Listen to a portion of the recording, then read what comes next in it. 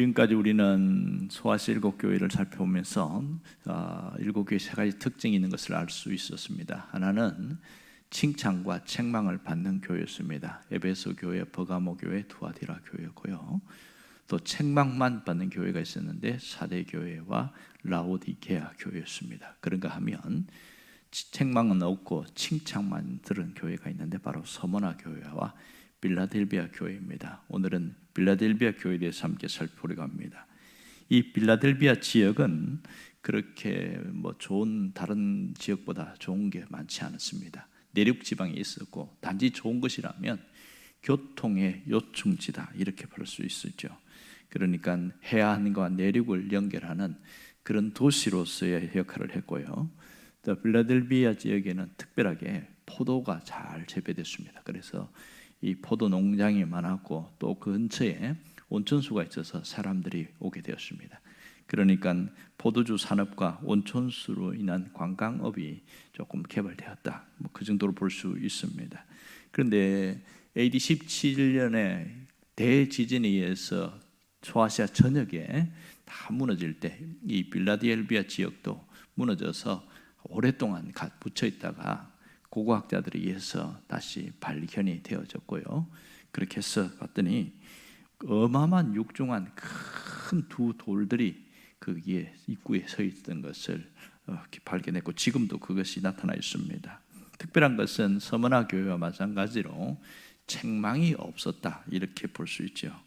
오늘 7절에 보면 빌라델비아 교회에 편지하면서 다윗의 열쇠를 가지신 분 이렇게 이야기합니다. 자, 이 빌라델비아 교회를 동화해서 보면 세 가지 키워드가 있는데 하나는 다윗의 열쇠, 그리고 열린 문, 성전의 기둥, 이 세 가지를 볼 수 있습니다. 다윗의 열쇠는 이사야 22장 22절에 보면 거기 열쇠에 대한 이야기가 나오는데요. 우리가 말하는 작은 열쇠가 아니고 옛날에는 큰 나무로 만든 열쇠인데 상당히 큽니다. 그 열쇠를 가지고 상징적인 건데요. 그런 것이 성경에 나오는데 이 다윗의 열쇠를 가졌다는 것은 누구를 말하냐면 그리스도를 상징하고 있습니다. 모든 것이 권세가 그리스도에게 있다. 그래서 예수님을 표현할 때 다윗의 열쇠를 가진 분 이렇게 표현합니다.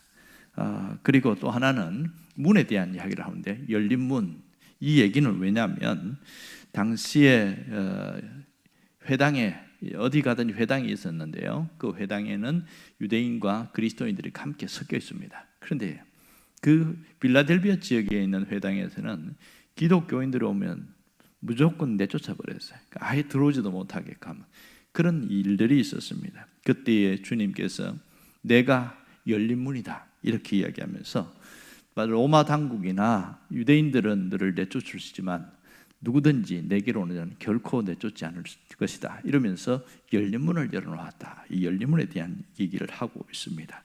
그 열린 문은 바로 구원의 문이라고 할 수 있고요. 모든 것을 주님이 쥐고 있다고 말하고 있는 것이죠. 자, 여기 빌라델비아 교회 칭찬을 하는 것을 보면 8절에 보면 이런 얘기를 하고 있습니다. 내가 열린 문을 두어서 능히 닫을 사람이 없으리다 이렇게 이야기합니다. 첫 번째는 이 교회는 열린 문이 있는 교회다 이렇게 말합니다. 열린 문이 있다는 것은 여러 가지 의미가 있겠지만 그 중에 하나는 기회의 문이라는 사실입니다. 여러 가지가 있지만 이 기회, 바로 그 복음을 통해서 구원받을 기회가 있는 그리스도가 자신이 문이기 때문에 그분을 통하여 가면 모두가 구원을 받는다 그 얘기를 하고 있습니다. 그래서 빌라델비아 교회에 오는 자들에게는 하나님이 특별한 기회를 주시겠다, 문을 열어놓으시겠다 이런 얘기고요. 두 번째 빌라델비아 교회를 칭찬한 것은 그들의 행위를 내가 안다 이렇게 이야기하고 있습니다. 내가 너희의 행위를 안다. 그러니까 이 여기서 얼마나 큰 칭찬이냐 하면 그들이 정말로 신앙적으로 사는 것을 아무도 몰라준다 그랬는데 그 속상한 마음을 아시고 다른 사람은 몰라도 내가 안다 이렇게 이야기합니다. 안다는 것은 기억하고 계신다 이런 뜻이 되겠지요. 자, 세 번째는 뭐냐면 주님을 배반하지 않았다 이렇게 이야기합니다. 이 빌라델비아 교회가 굉장히 어려움이 많았다는 것을 얘기합니다. 주님을 배반하지 않았다는 것은 그만큼 배반하게 하는 일들이 많이 있었다 이렇게 이야기합니다. 여러분, 우리가 아시는 대로 예수님의 제자들 중에서도 예수님을 배반한 자들이 있었습니다. 완전히 등 돌리고 간 가룟 유다가 있었고, 나머지 제자들도 거의 자기 목숨이 급할 때는 다 돌아서고 그랬던 적이 있습니다. 자, 여기서 보면 10절에 이런 얘기를 합니다. 네가 나의 인내의 말씀을 지켰은즉, 이렇게 이야기합니다. 인내의 말씀을 지켰죠.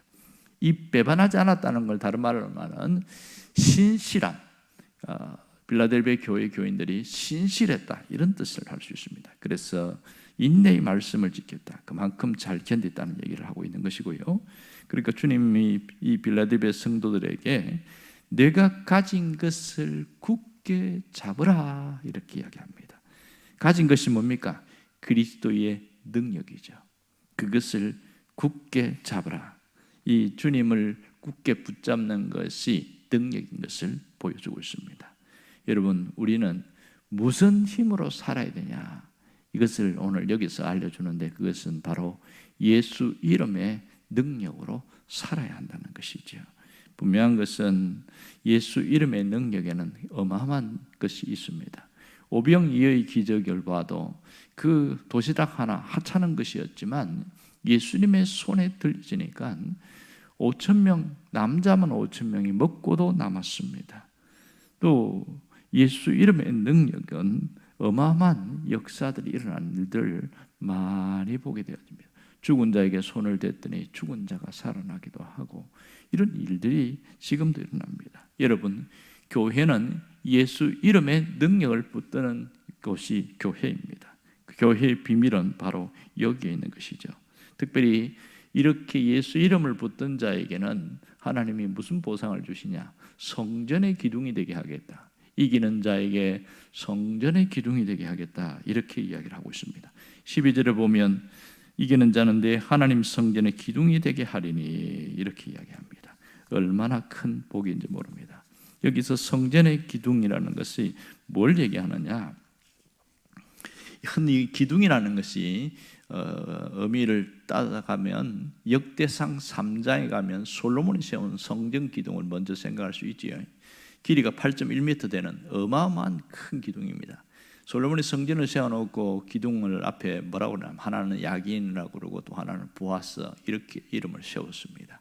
이 성전의 기둥이 되게 하겠다. 이거는 영원히 흔들리지 않는 하나님의 사람으로 세우겠다, 이런 뜻입니다. 그러니까 하나님의 능력으로 끝까지 지켜주겠다는 그런 의미가 있습니다. 성전의 기둥이니까 누가 봐도 좋은 이미지를 갖게 만든다는 것이죠. 여러분, 기둥이 튼튼하면 교회가 흔들리지 않는 것과 마찬가지입니다. 우리가 정말 주님을 끝까지 붙들고 나가야 할 이유들이 여러 가지가 있지만, 온전히 우리가 주님을 붙들고 갈 때 마지막까지 이기는 자로 살아가게 한다는 겁니다. 요한계시록의 핵심은 승리하는 자입니다. 이기는 자입니다. 우리를 그리스도와 함께 살고 그리스도를 붙들고 살아가는 자는 이기는 자로 살아가게 할 것이다, 이 얘기를 끝까지 하고 있습니다. 그러니까 요한계시록에 많은 환상과 또 환란에 대한 이야기 여러 가지가 나오지만, 그것이 결국 뭐냐면 성도들은 결국은 이긴다. 그러니까 거기에 성도들은 흰옷을 입은 자로 이렇게 표현되어 있는데요, 이기는 자로 살아가는 것, 이것이 요한계시록이 주는 우리의 핵심 메시지입니다. 그러므로 우리는 어떤 신앙이느냐? 예수 그리스도 이름을 붙든 자는 반드시 이기는 성도가 되게 할 것이다. 그것이 우리에게 주는 분명한 메시지입니다. 아무리 세상이 어렵고 아무리 시험 들게 하고 유혹이 있고 환경에 힘든 일이 있다 할지라도 예수와 함께한 자, 예수 이름을 붙든 자는 결국은 승리하게 될 것이다. 예수님이 요한복음 16장에 유명한 얘기하지 않습니까? 마지막 33절에 보면 내가 세상에서 너희가 환난을 당하나 너희를 환난을 당하라, 이렇게 이야기하면서 반드시 이기게 할 것이라는 것을 약속을 하고 있습니다. 분명한 것은 주님을 붙드는 자는 결코 무너지지 않습니다. 그러나 우리 주변은 언제나 베드로처럼 시선이 자꾸만 현실과 환경과 모든 것이 자꾸 흔들리게 되어 있습니다. 무리로 걸어가는 베드로의 모습이 마치 우리의 모습처럼 그렇게 어렵습니다. 주님을 바라보고 가다가도 눈앞에 있는 문제 앞에서 쳐다보다가 마음에 근심이 있어서 툭 떨어져서 물속에 빠지는 베드로의 모습처럼 될 때가 많습니다. 그리고 여러 가지 복잡한 일들이 생기면 그거 생각하다가 마음이 툭 떨어져가지고 무너지게 되어지고, 어떤 심하면 우울한 마음이 막 밀려오기 시작하고, 언제 내가 믿음을 가졌나 할 정도로 그렇게 어렵습니다. 이게 현실이거든요. 하지만 끝까지 주님을 바라보면 다시 일어날 수 있게 되는 겁니다. 여러분, 베드로를 다시 건지시면서 주님이 뭐라고 그러면, 어째 믿음이 없냐, 끊임없이 믿음이 없냐는 말은 주님을 끝까지 바라보라는 얘기거든요. 한번 주님 바라보고 만일 끝까지 건너갔으면 그 위험한 바다도 걸어가지 않겠습니까? 우리는 보이지 않는 이 세상이라는 위험한 험한 바다를 걸어가는 모습과 같습니다. 그런 가운데 신앙을 지킨다는 것이 내가 지키는 게 쉬운 일이 아니에요. 믿음으로 살기를 원하지만, 육신은 원하지만 우리의 마음이 약해져서 무너질 때가 얼마나 많은지 몰라요. 분명한 것은 그런 가운데에서도 주님이 우리를 붙든다는 겁니다. 내가 주님을 외면하지 않고 배반하지 않는 이 빌라델비아 성도처럼 배반하지 않을 때 주님이 우리의 그 마음과 중심을 아실 뿐만 아니라 우리를 성전 기둥으로 세운다는 것을 잊지 않기를 원합니다. 오늘 빌라델비아 교회처럼 지금도 열린 문이 되신 그분이 우리와 함께 하시고 우리를 붙들고 있습니다. 우리가 하고 있는 모든 일에 대해서 관심을 갖고 있고 우리를 통하여 하나님의 나라를 세우기를 원하고 있다는 것을 잊지 않기를 간절히 바랍니다. 기도하겠습니다.